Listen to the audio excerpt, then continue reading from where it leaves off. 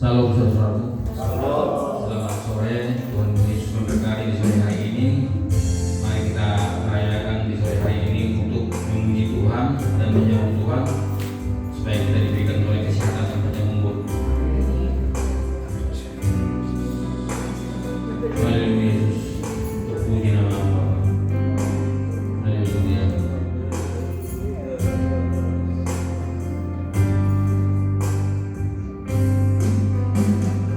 Saatku yang menyembah.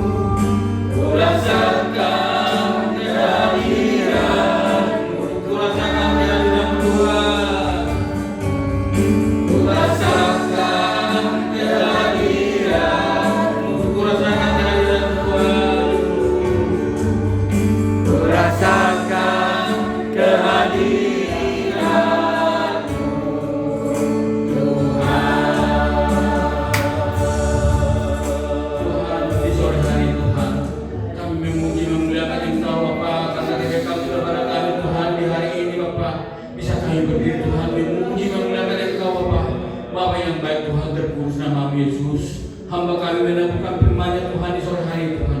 Berkati Tuhan di depan ini Bapa, jaga Tuhan. Ada roh jahat Tuhan, hancurkan katakan dalam nama Yesus Tuhan. Saudara kami Tuhan tidak dapat hadir di tempat ini Tuhan.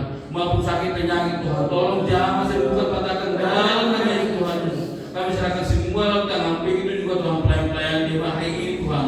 Berkati Tuhan, supaya kami memuji dan bersama Tuhan Engkau Yesus di dalam nama Yesus Kristus bersama kami. Haleluya, amin. Ya, mari kita sama-sama diberikan kesehatan di sore hari ini, karena kita dengar dia panggil nama saya. Ayo saudara.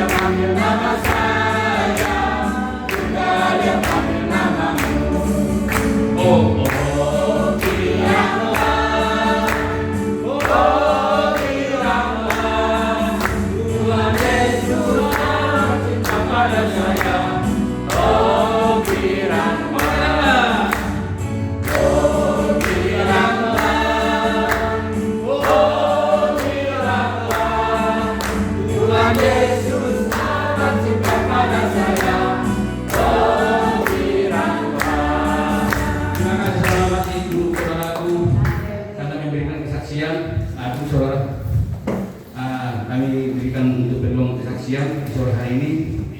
Kami persilakan untuk saudaraku di depan.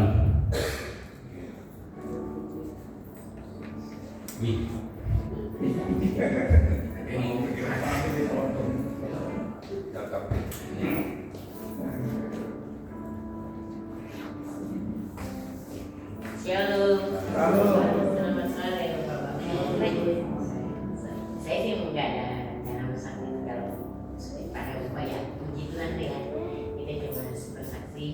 Saya bersyukur, terima kasih dari hari ke hari 20 minggu Tuhan beri kesehatan yang kita harapkan begitu ya. Soal berkat Tuhan yang atur lah gitu. Ya berusaha dengan. Saya bersyukur, terima kasih. Memang badan sih nggak ada masalah, cuman masalah kaki aja. Nah tadi saya baru dari dokter udah datang, aduh keburu nggak keburu ya, dari si papi keburu nih katanya nggak usah mandi deh, kayak ya udah, ya puji Tuhan ya. Saya sama pulang sini dari pagi ya, bersyukur terima kasih kepada Tuhan, Tuhan sudah bimbing kita berobat, nah kita bisa kembali ikuti kesaksian, ibadah ini. Terima kasih kesaksian saya. Ya. Ya, terima kasih saudaraku, karena Mami ini penasihat kita di gereja ini. Ya, mari kita doakan supaya panjang umur ya, Mia, sehat selalu terus. Karena ini penasihat kita paling tua di tempat ini. Masih ada saudaraku, coba persilakan. Mungkin ini istri saya ini. Ajaib.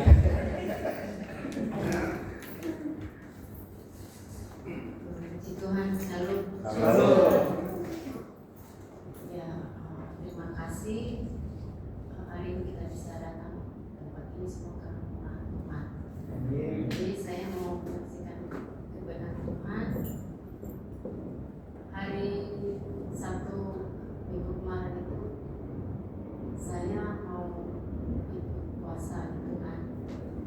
puasa, ya sudah siap-siap tuh. Tapi malamnya saya biasanya kan malamnya saya kalau bangun minum saya tuh. Jadi nggak ingat kalau saya puasa. Terus pagi-pagi, ayo olahraga, lapar nih, makan bubur. Gitu kan. Selesai itu, ya puasa. Gimana dong? Gitu kan. Ya udahlah lewat aja. Makanya kita nggak ikut hari Sabtu itu. Nah terus kemarin dari hari Sabtu malam ada arisan, Minggu juga ada arisan gitu kan. Tahu sendiri kalau arisan orang Batak masakannya pedes, jadi udah makan aja kan. Hari Minggunya udah terasa. Nah di sini makan apa gitu ya? Saya nggak makan. Makan dulu kasih cabenya. Nah terus hari Minggunya juga siangnya kita ke arisan, di sana juga makannya pedes. Akhirnya makanlah semua. Udah mulai lalu saya hari Seninnya mau berangkat makan nasi uduk kan, semakin parah. Terus malamnya saya masak terong di sambal kan, enak kan, angkat-angkat terong sambal. Udah saya makan juga. Nah, semakin inilah perut saya.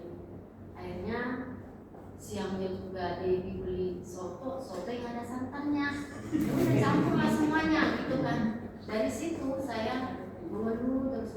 Pokoknya saya ada rencana mau puasa hari Sabtu gimana ini. Tapi herannya saya nggak mau makan obat ya. Cuman badan saya juga sakit-sakit. Paling makan obat pegal gitu sekali. Tapi dari situ saya nggak makan obat lagi.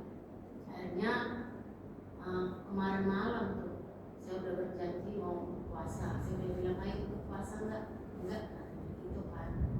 Akhirnya sore-sore hari Jumat itu saya udah bisa sakit banget gitu kan. Tapi saya nggak mau makan obat. Nah, biasanya kalau agak perih-perih saya langsung makan obat. Kebetulan di rumah nggak ada obat, saya juga malas belinya. Akhirnya malamnya saya udah, pokoknya Tuhan saya mau puasa gitu kan. Udah itu saya udah berdoa sama Tuhan, saya mau puasa. Pokoknya saya harus puasa apapun yang terjadi gitu kan. Udah itu saya bilang sama suamiku kamu itu karena badannya udah sakit-sakitan gitu kan. Jadi dari malam itu saya ingat terus, saya jangan sampai kebobolan lagi. Saya ingat terus. Jadi jam 9 saya udah stop minum juga enggak, makan juga enggak. Jadi saya bilang sama suami, jangan makan, kamu ikut enggak puasa? Enggak, udah makan. Jadi jam 11 dia masih ngunyah-ngunyah gitu kan. Akhirnya saya berdoa terus saya bilang perih, pokoknya pengen muntah gitu kan, sambil digosok-gosok inilah badanku biar anginnya keluar gitu kan. Akhirnya malamnya saya tidur bisa nggak itu lah, pokoknya saya harus bisa nih. Udah itu saya tidur, saya berdoa dulu, penyembahan dulu, pokoknya selama saya tidur itu kayaknya di mulut saya sama di pikiran saya itu penyembahan dan berdoa, sembuhkan saya Tuhan, besok saya mau puasa gitu kan. Jadi sampai tidur, sampai ketiduran, sampai saya tidur pokoknya sambil penyembahan dan berdoa dan bernyanyi gitu. Terus saya kan kalau malam ada bunyi suara itu gak langsung ini dengar, adalah tetangga jam 2 tik ini klakson mobilnya gitu kan, apa namanya itu alarmnya. Siapa itu? Saya bangun, saya pengen minum nih, saya puasa, jangan sampai itu. Saya jam 2. Biasanya kalau saya bangun itu jam 3, kalau saya udah bangun jam 3 pasti doa gitu kan, pasti saya berdoa sampai, kalau udah bangun saya jam 3 itu gak bisa tidur lagi sampai nanti jam 5 baru mau tidur gitu kan. Akhirnya saya penyembahan, bangun jam 2 terus penyembahan lagi. Jadi kalau saya bangun, hanya di mulut saya itu masih ada penyembahan gitu, penyembahan terus, berdoa terus gitu kan. Akhirnya saya tidur sampai saya kan jam 2 itu bangun tapi berdoa terus penyembahan terus. Terus saya bangun udah dengar ajan gitu kan. Terus saya bangun lagi, ada lagi penyembahan di mulut saya. Akhirnya udah sampai lama-lama saya ketiduran. Bangun jam 5 itu udah gak ada rasa sakit gitu kan, gak ada rasa sakit lagi. Berarti saya benar mau puasa gitu kan. Akhirnya kamu puasa nggak? Puasa. Ayo puasa itu enggak. Dia ngajak saya dari pagi olahraga. Enggak lah, nanti kan saya kecapean. Itu kan kalau nanti saya dari sana kecapean lagi gitu kan. Akhirnya saya nggak ikut. Nah dari situ saya terus berdoa sama Tuhan, pokoknya kuatkan saya Tuhan. Nah tadi juga ada les anak-anak karena 2 hari kemarin itu nggak les mereka, hari Sabtu aja ya. Gitu aja hari Sabtu. Jangan sampai lupa nanti saya bawa minum. Kalau saya bawa minum pasti saya minum kan. Akhirnya saya ingat terus. Ya udah saya sembuh sampai tadi kesini gak terasa apa-apa. Saya bilang sama Tuhan, terima kasih Tuhan. Semua karena kebaikan Tuhan. Dan memang selama ini kalau saya sakit itu kadang orang nggak ada yang tahu gitu kan. Tapi puji Tuhan selalu Tuhan memberikan kesehatan. Walaupun sesakit apapun saya itu selalu saya nggak pernah kepikiran mau ke rumah sakit, nggak pernah itu. Pokoknya kalau sesakit apapun Tuhan saya nggak mau ke rumah sakit, karena saya trauma waktu si Stephen yang waktu 6 bulan dulu dia sampai 2 minggu di rumah sakit. Saya sudah melihat selama di rumah sakit itu banyak yang meninggal, pokoknya saya bilang sama Tuhan, Tuhan hari inilah pertama dan ini yang terakhir saya injak rumah sakit, saya nggak mau lagi. Dan puji Tuhan kalau saya sakit apapun saya nggak pernah. Paling-paling kami ke dokter Doni, karena Doni sudah tahu ya penyakit saya, dikasihlah obat gitu kan. Akhirnya obat yang dikasih itu selalu saya simpan dan saya beli di apotek. Jadi jarang sekarang ke dokter juga jarang, paling beli obat gitu aja. Jadi yang saya saksikan itu kebaikan Tuhan itu sangat luar biasa. Terima kasih.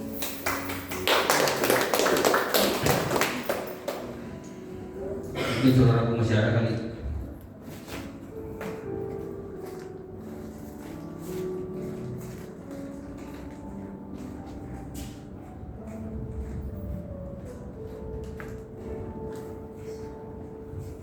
Tuhan shalom. Kesaksian saya hanya sedikit saja. Kami bersyukur sekeluarga kepada Tuhan semua karena kebaikannya. Anak kami Manuel nanti minta dukungan doa untuk Bapak dan Gembala juga semua jemaat di tempat ini, di mana hari Senin nanti dia interview. Sempat juga dia kemarin sempat berkata kepada saya, Ma, itu nanti gimana? Katanya. Ya sudah, apa yang ditanya itu yang dijawab, kata saya.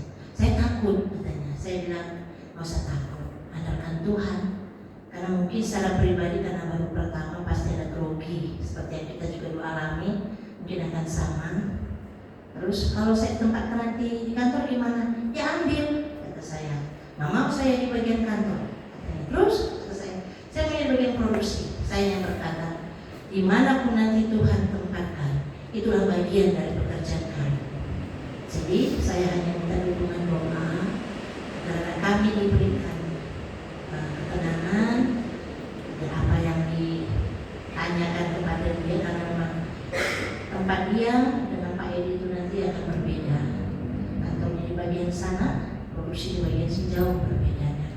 Jadi hanya minta dukungan doa buat saudara seiman di tempat ini, dan apa yang direncanakan Tuhan bagi keluarga kami dapat terlaksana semua karena hormat kemuliaan bagi nama Tuhan. Terima kasih dari semua kita semua. Kalau mungkin saudaraku masih ada mungkin kesaksiannya sebelum kita melakukan nyanyi. Saya juga menambahkan saksi istri. Ini saksinya ini selalu pribadi terus. Jadi Tuhan juga. Jadi memang kadang-kadang memang kita selalu mengandalkan Tuhan. Saya kayak orang gila di rumah itu, tapi nggak dilihat orang ini. Kalau dilihat nanti kayak orang gila. Kadang-kadang saya menyembah Tuhan. Tuhan, terima kasih Tuhan. Pagi hari ini, siang hari ini.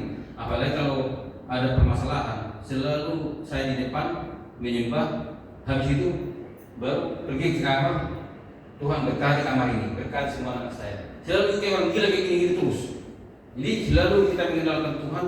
Ya puji Tuhan yang kami nggak pernah rumah sakit dan kami juga tidak ada BPJS. Mereka bukan nggak bisa saya urus, tapi kata Tuhan, BPJS Tuhan sendiri.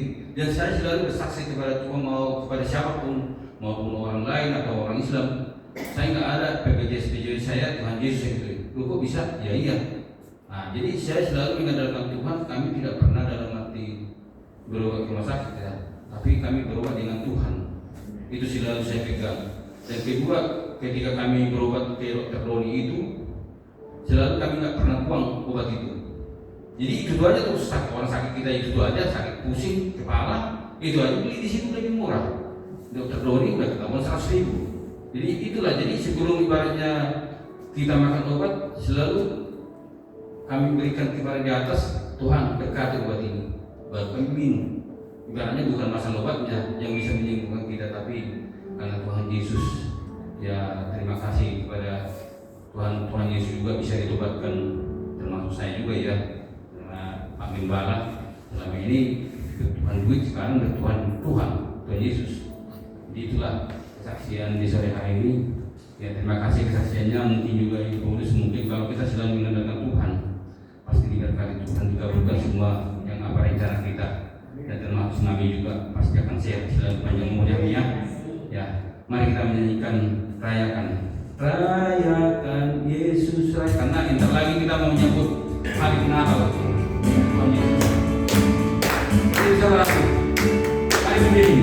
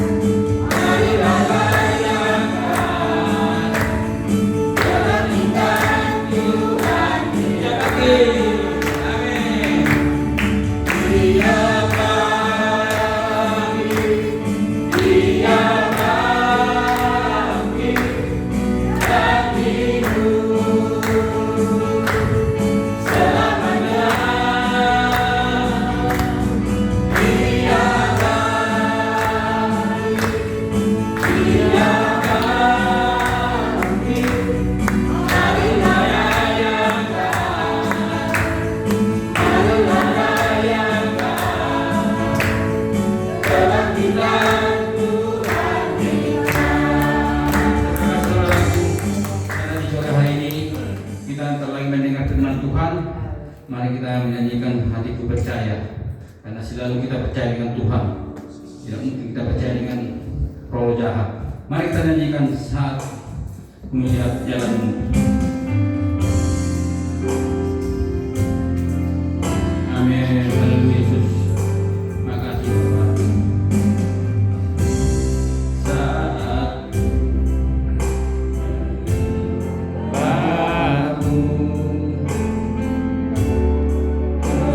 baru kerja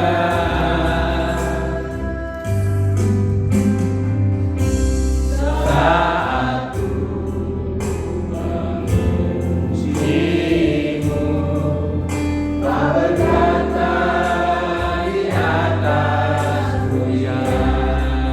Lagi nyanyikan saat bangun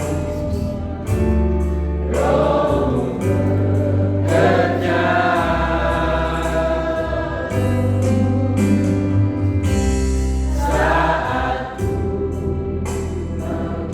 memujimu, kau berkata di atas pujian. Tuhan hatiku, ku pandang kekudusan-Mu, satu sembah pujimu, ku rasakan kehadiran-Mu. Angkat hatiku, angkat hatiku,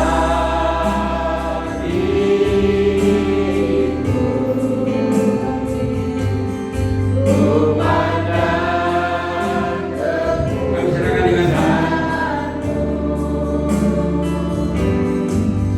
satu sembah pujimu, ku rasakan kehadiran-Mu Tuhan. Ku rasakan kehadiran, Ku rasakan kehadiran-Mu ku Tuhan. rasakan kehadiran-Mu, Ku rasakan kehadiran-Mu Tuhan. betapa dahsyat dan ajaibnya Tuhan atas segala pekerjaan-Mu dalam hidup kami. Kesaksian dan pujian yang indah kiranya terus menyenangkan dan menyukakan hati Tuhan. Kami akan mendengar dan merenungkan firman-Mu. Roh Kudus beracara di tengah-tengah kami. Setiap benih firman Allah itu bertumbuh berbuah dalam hidup kami, agar pernikahan kami, rumah tangga kami menjadi rumah tangga yang berkenan dan menyenangkan hati Tuhan. Di dalam dan demi nama Tuhan Yesus kami berdoa. Amin. Silakan duduk Bapak Ibu saudara sekalian. Salam. Kitab Efesus pasal yang ke-5 ayat 25 sampai ayat yang ke-30. Kita akan masih membicarakan seputar tentang mutualitas dari sebuah pernikahan yang tergambar dari Efesus pasal 5 ayat 25 sampai 30. Kita baca bersama-sama ayat ini. Hitungan ketiga mulai 2, 3. Hai suami, kasihilah istrimu sebagaimana Kristus telah mengasihi jemaat dan telah menyerahkan dirinya baginya untuk menguduskannya, sesudah ia menyucikannya dengan memandikannya dengan air dan firman, supaya dengan demikian ia menempatkan jemaat di hadapan dirinya dengan cemerlang, tanpa cacat atau keruk atau yang serupa itu, tetapi supaya jemaat kudus dan tidak bercela. Demikian juga suami harus mengasihi istrinya sama seperti tubuhnya sendiri. Siapa yang mengasihi istrinya mengasihi dirinya sendiri. Sebab tidak pernah orang membenci tubuhnya sendiri, tetapi mengasuhnya dan merawatinya, sama seperti Kristus terhadap jemaat 30, karena kita adalah anggota tubuhnya. Puji Tuhan. Singkat saja dari pembacaan ayat ini, ketika kita bicara tentang mutualitas dari sebuah pernikahan, maka elemen yang sangat penting yang terbaca tergambar dari ayat 25 sampai ayat 30 itu adalah bagaimana Kristus itu menyerahkan dirinya agar jemaat, agar umat itu menjadi jemaat atau umat yang kudus. Konteks di dalam keluarga pernikahan, maka siapapun kita, baik suami maupun istri, juga harus berani menyerahkan diri kepada mitra, kepada pasangannya. Minggu lalu kita belajar bagaimana mitra itu harus menjadi yang pertama dan terutama. Ketika kita membaca ayat-ayat ini, sesungguhnya kita akan menemui satu titik di mana sebuah pernikahan itu tidak hanya sekedar kumpul, tidak hanya sekedar bersatu, tidak hanya kemudian melengkapi pemahaman-pemahaman tentang pernikahan. Tidak hanya kita menguasai ilmu tentang rumah tangga, tetapi itu semua memang baik. Tetapi di atas semuanya itu adalah dibutuhkan satu ketetapan hati yang saya sebut dengan komitmen satu sama lain. Minggu lalu saya pernah katakan begini, bahwa pernikahan itu adalah hubungan memberi diri secara cuma-cuma dari satu kepada yang lain. Disinilah letaknya sebuah komitmen itu akan muncul ketika ada satu ketetapan hati.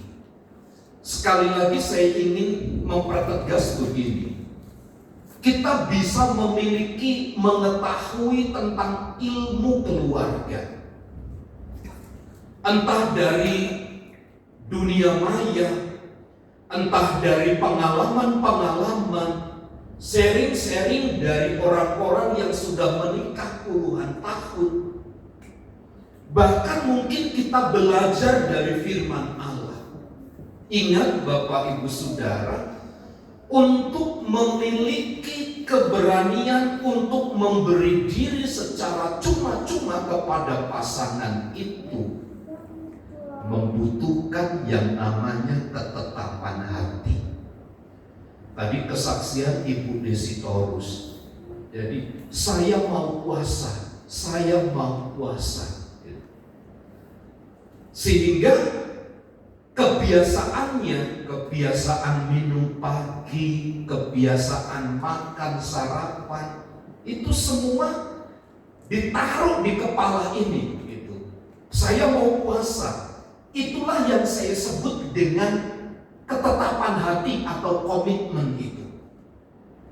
Dalam pikiran kita tahu saya akan puasa gitu.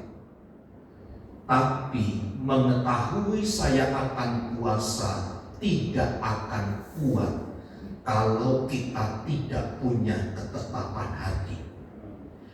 Kita mau berkata aku mengasihi pasangan hidupku, kalau itu hanya sekedar sebuah pengertian,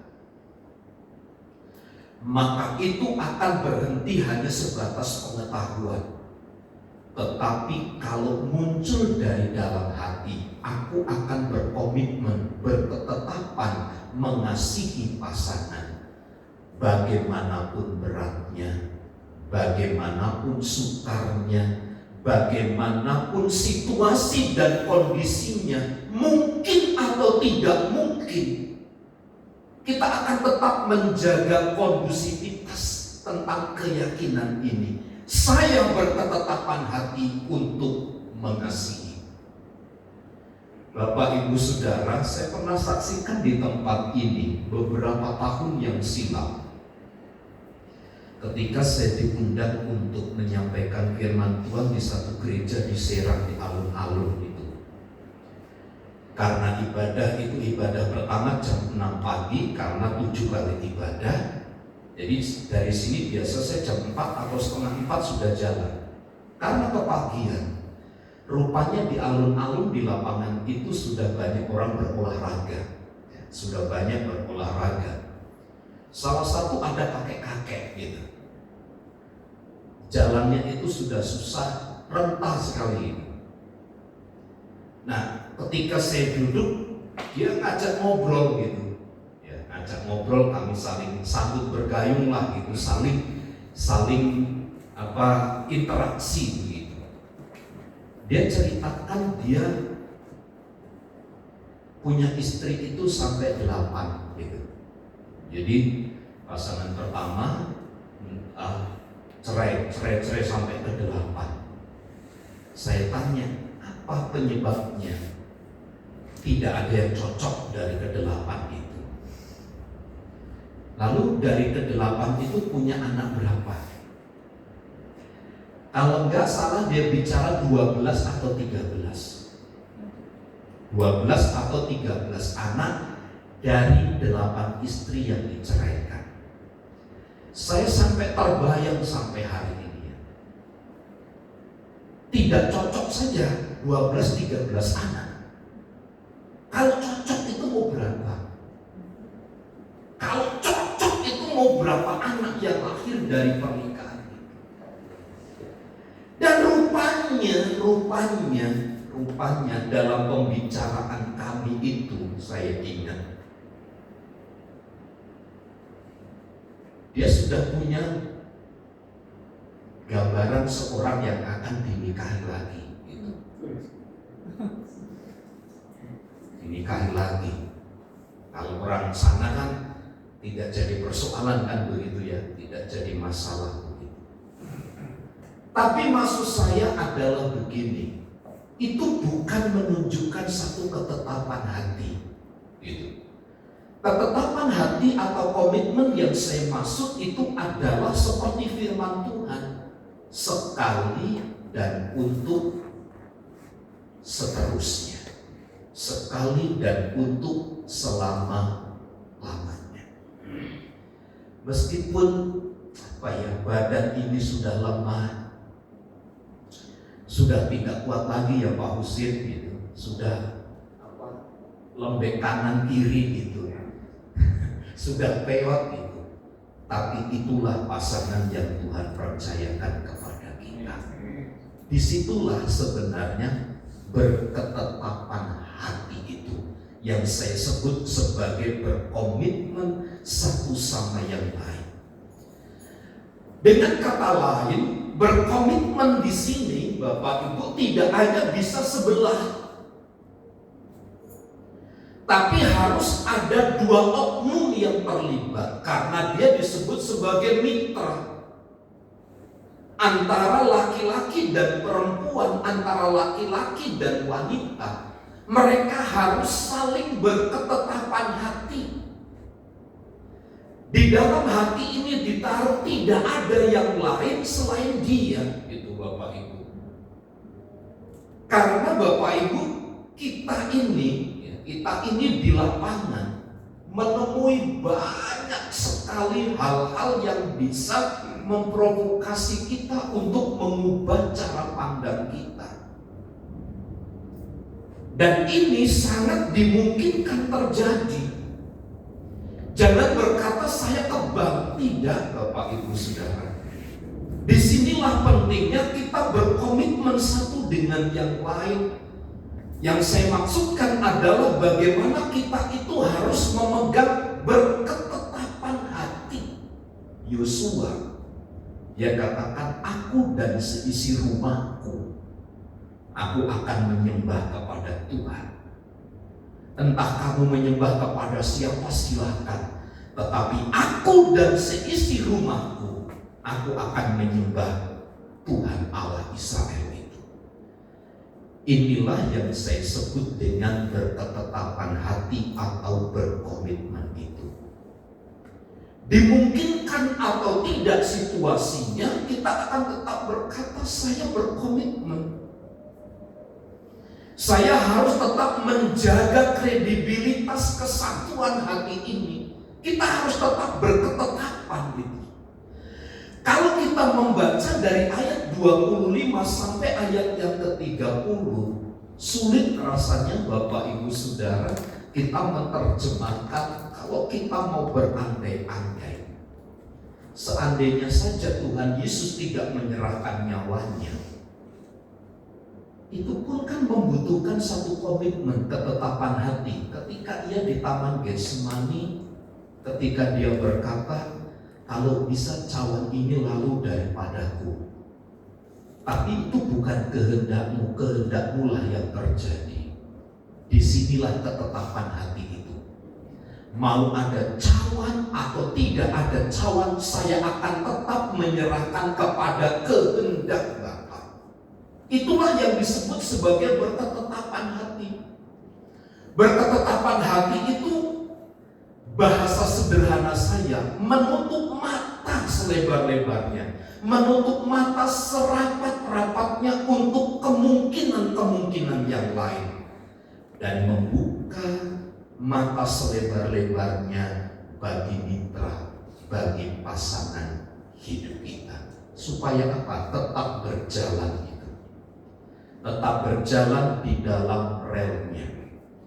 Bapak Ibu Saudara, apa sih yang dicari di dalam dunia ini? Apa sih yang kita kejar di dunia yang fana ini? Apa sih yang terus menjadi beban berat di dalam pikiran kita itu? Mari kita coba merenung secara mendalam. Mari kita pikirkan ini secara jauh. Kalau tidak, bagaimana kita telah memulai satu pernikahan, dipersatukan di dalam Kristus, menjaga dan merawatnya sampai akhir? Bukankah ini yang harus tetap kita pegang? Bukankah ini yang harus menjadi haluan? Terus berjalan sedemikian konstan, konsisten begitu. Sebab cukuplah Bapak Ibu Saudara, pengalaman-pengalaman yang pahit masa lalu dengan segala pernak-perniknya itu, dan mari kita terus membangun gitu.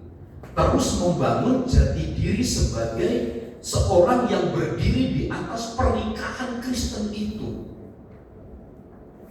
Saya coba menangkap satu bagian penting tentang berkomitmen satu dengan yang lain itu tentu dari bacaan kita, Efesus pasal yang ke-5 ayat 25 sampai ayat yang ke-30. Pada waktu kita masuk di dalam sebuah pernikahan yang kudus itu, kita telah mengucapkan janji setia. Janji itulah sebenarnya inti dari sebuah pernikahan, di mana dua pasangan itu, dua individu itu saling melepaskan janji satu dengan yang lain untuk saling mencintai, untuk saling menghormati, untuk saling mendukung dalam keadaan apapun, suka dan duka seumur hidup. Inilah realita Bapak Ibu Saudara yang harus kita kenal. Ini realita yang harus mendasari pemahaman dan pikiran kita tentang bagaimana kita berketetapan hati. Bahwa ada satu janji yang telah terucap, ada satu ikrar perjanjian yang kudus, yang tidak hanya disaksikan oleh mata manusia, orang tua dan keluarga, tetapi ada Tuhan juga di dalamnya.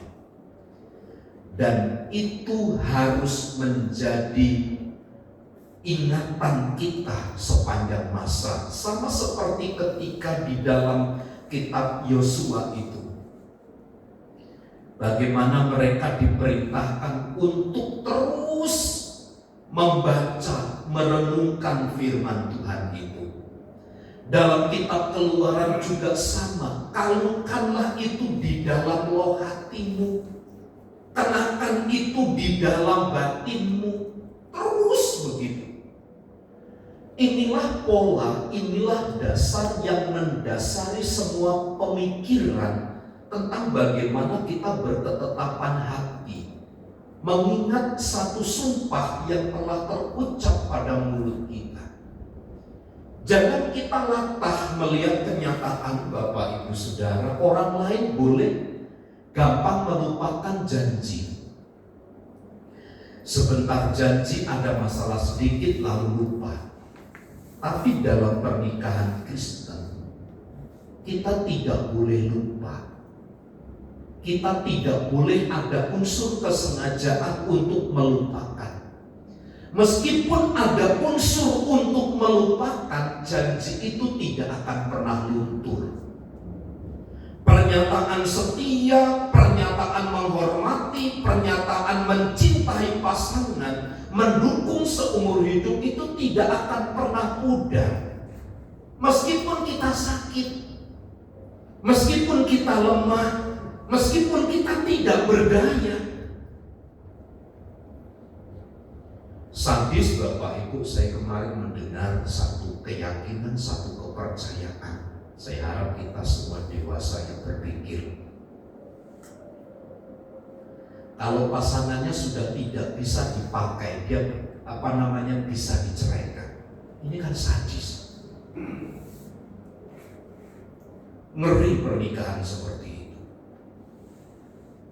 Sadis, kata terang-terangan seperti itu boleh diceraikan dan itu halal. Saya dengar kata-kata itu, ya Tuhan, sebegini rusakkah sebuah nilai yang katanya berasal dari Tuhan itu. Saya mau katakan begini, apapun situasinya, kita melupakankah atau kita tidak ingat oleh karena satu penyakit, satu masalah, saya percaya begini, ikrar janji setia kita di hadapan Allah tidak akan pernah berhenti sampai maut itu memisahkan. Sampai maut itu memisahkan. Karena menurut saya, bagaimanapun situasi dan keadaannya Bapak Ibu Saudara, inilah ketetapan hati yang harus tetap kita bangun. Inilah komitmen satu dengan yang lain. Akhirnya kita menua bersama, ya kan? Sampai akhir hidup kita akan menua bersama. Ini kan nikmatnya, ini kan manis, ini kan menyenangkan begitu. Menua bersama itu satu istilah yang menurut saya sesuatu yang telah melampaui atau melewati banyak hal. Termasuk rintangan-rintangan dalam pernikahan. Kalau masih bisa bersama, itu luar biasa. Sementara di luar sana berlomba-lomba,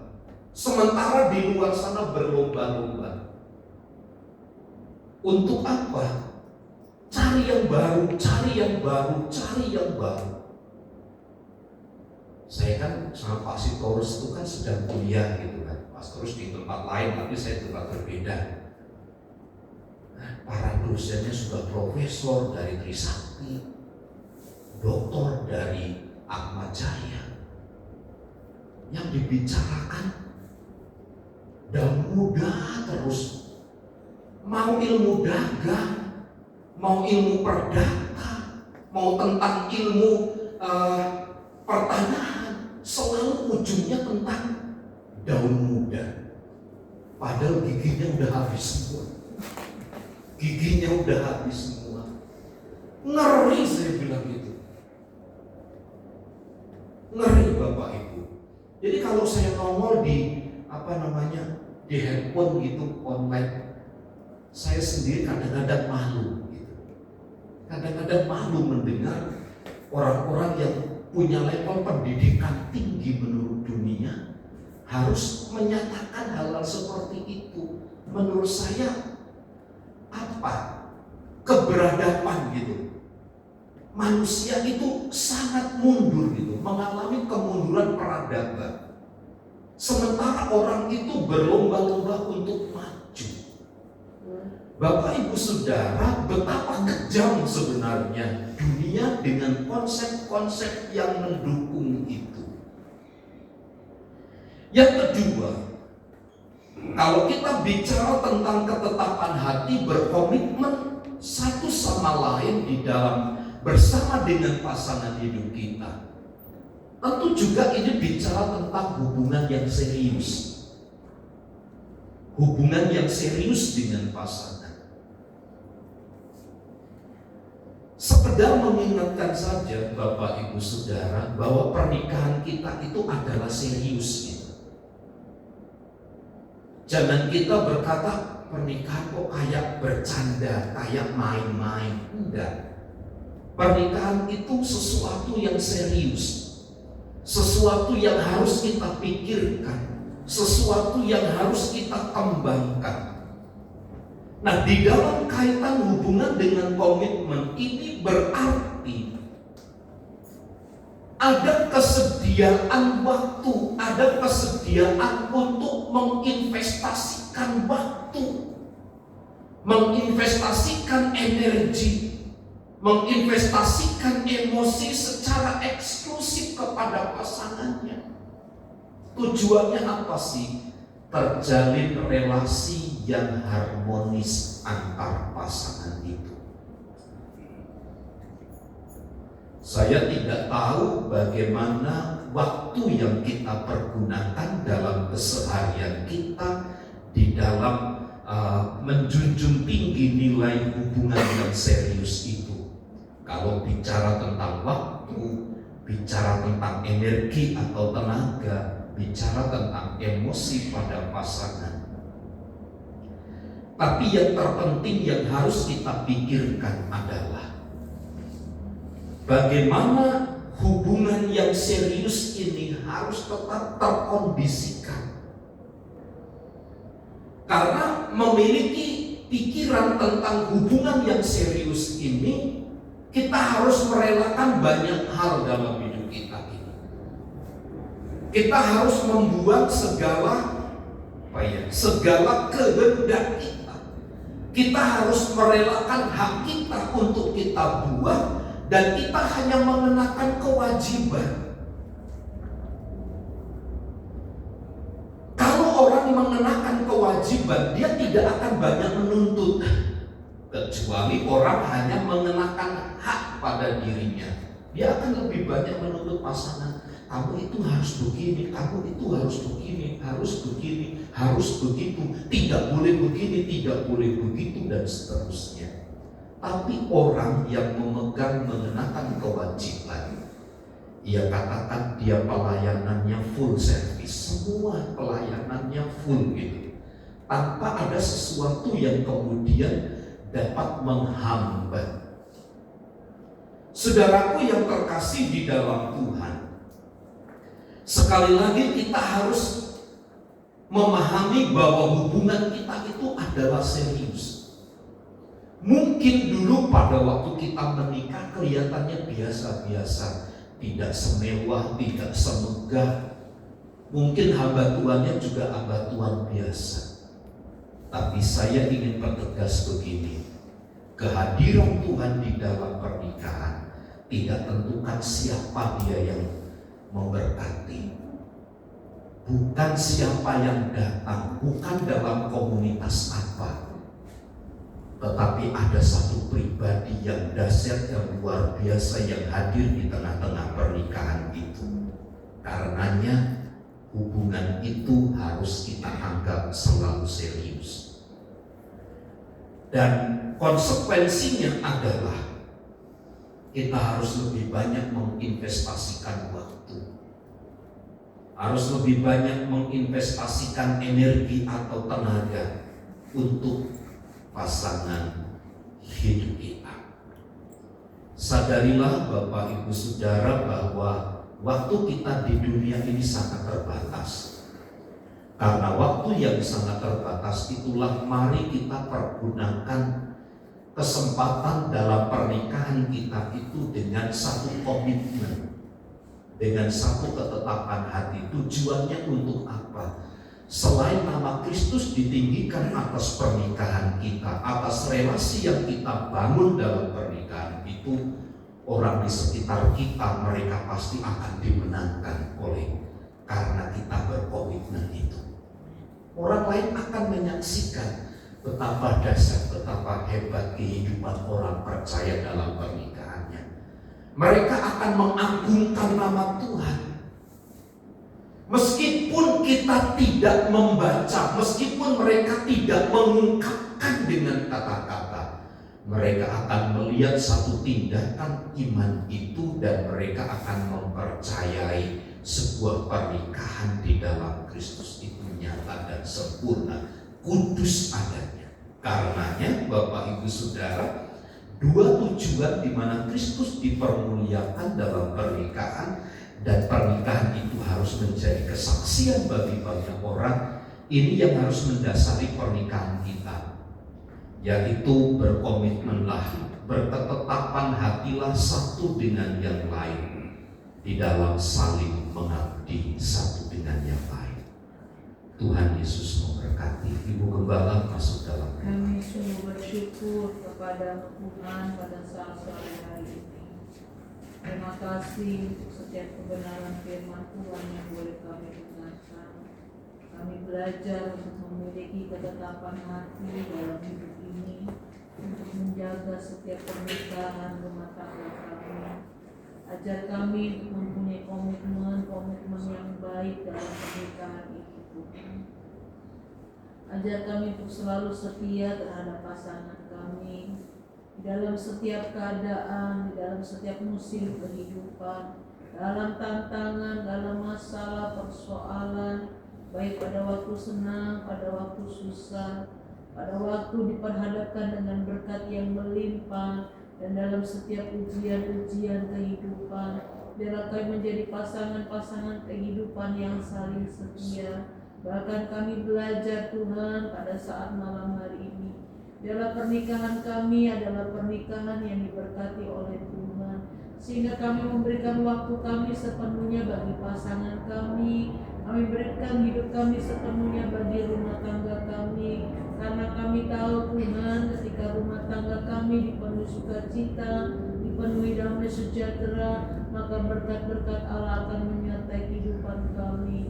Bahkan ketika rumah tangga kami diberkati oleh Tuhan, maka anak-anak kami pun menjadi anak-anak yang diberkati oleh Tuhan. Oleh sebab itu kami minta kepada Tuhan untuk menjagai, melindungi setiap pernikahan kami. Ada begitu banyak tantangan, ada begitu banyak pencobaan, ada banyak seringkali hal-hal duniawi Tuhan di sekitar kami yang membuat kami tidak menjadi baik Tuhan. Tetapi biarlah pada saat sore hari ini, lewat kuasa Tuhan, lewat tuntunan Roh Kudus, kami percaya biarlah sore hari ini rumah tangga kami adalah rumah tangga yang dijaga, dilindungi, dibungkus dengan kuasa darah Tuhan. Bahkan kami rindu rumah tangga kami suami istri, kami boleh saling mengasihi, menyayangi, menghargai. Bahkan kami boleh satu dengan yang lain menopang, karena kami tahu kami boleh kuat. Itu semua oleh karena Tuhan. Terpujilah nama Tuhan kekal untuk selama-lamanya. Kami mengucap syukur untuk setiap kebenaran firman Tuhan yang sudah kami dengar, dan biarlah itu tertanam memimpin hidup kami di dalam kehidupan kami sehari-hari. Kami sungguh mengucap syukur kepada Tuhan. Di dalam nama Tuhan Yesus kami berdoa kepada Tuhan. Haleluya. Amin. Ya, terima kasih hambanya menurunkan firman-Nya. Di sore hari ini kami mendapat berkat di tempat ini. Karena memang kami juga saya bersaksi, setiap saya sama istri kalau kadang-kadang kalau memang selalu digoda oleh setan kita ini, suami istri ini. Kadang-kadang ngobrol-ngobrol gini, lama-lama jadi berantem. Itu yang terjadi sini suami istri. Tapi ketika kita beriman, ya setan itu tidak bisa masuk kepada kita. Lebih bagus kita pergi ke Tomang, sono. Yang dalam itu pegangan tangan, selalu kita sore ke situ supaya menghilangkan keributan suami istri. Mari kita memberikan persembahan sama bertugas.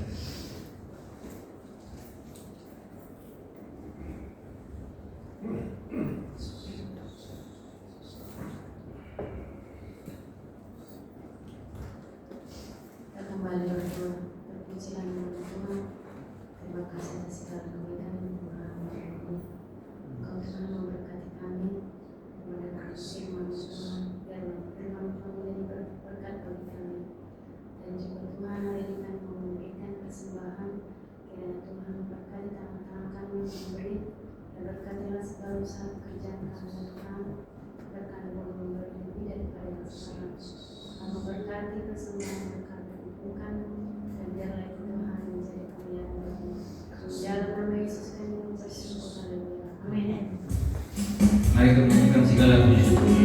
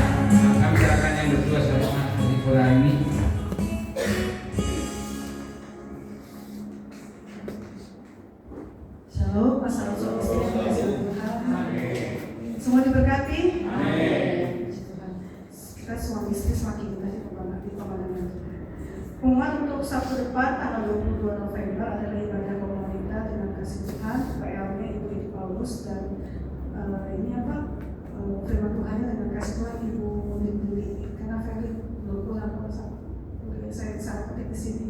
Dan persembahannya adalah Ibu Selekar. Demikian pengumuman sesaat.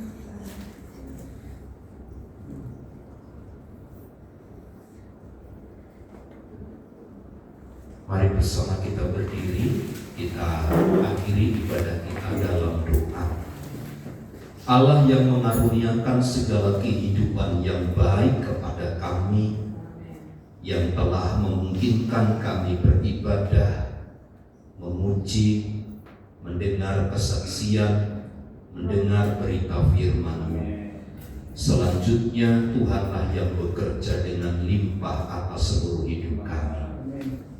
Diberkatilah Ibu Desitorus, diberkati Mami, diberkati Ibu Edi, menyerahkan Saudara Immanuel yang akan diinterview dalam satu perusahaan. Hamba mohon hikmat, hamba mohon pengurapan penyertaan Tuhan sehingga semua berjalan dengan baik. Menyerahkan seluruh hidup kami dan segala keberadaannya ke dalam tangan kasih Tuhan. Ibu Simanjuntak pasca operasi pun Tuhan yang memulihkan dalam nama Yesus. Kuasa darah anak domba Allah terus menyertai rekan-rekan kami yang tidak ada bersama dengan kami, bahwa mereka kembali untuk bersama-sama dengan kami memuji dan memuliakan Tuhan. Dalam nama Tuhan Yesus, mari saudaraku angkat tanganmu dan terimalah berkat Tuhan. Tuhan memberkati dan melindungi engkau. Tuhan menyinari engkau dengan wajah-Nya dan memberi engkau kasih karunia. Tuhan menghadapkan wajah-Nya kepadamu dan memberi engkau damai sejahtera. Kiranya kasih karunia dari Allah Bapa, cinta dan kasih sayang dari Tuhan Yesus, persekutuan, penghiburan dan kekuatan dari Allah Roh Kudus memimpin dan memberkati kita sekarang dan sampai selama-lamanya. Di dalam nama Tuhan Yesus, setiap kita yang percaya bersama katakan,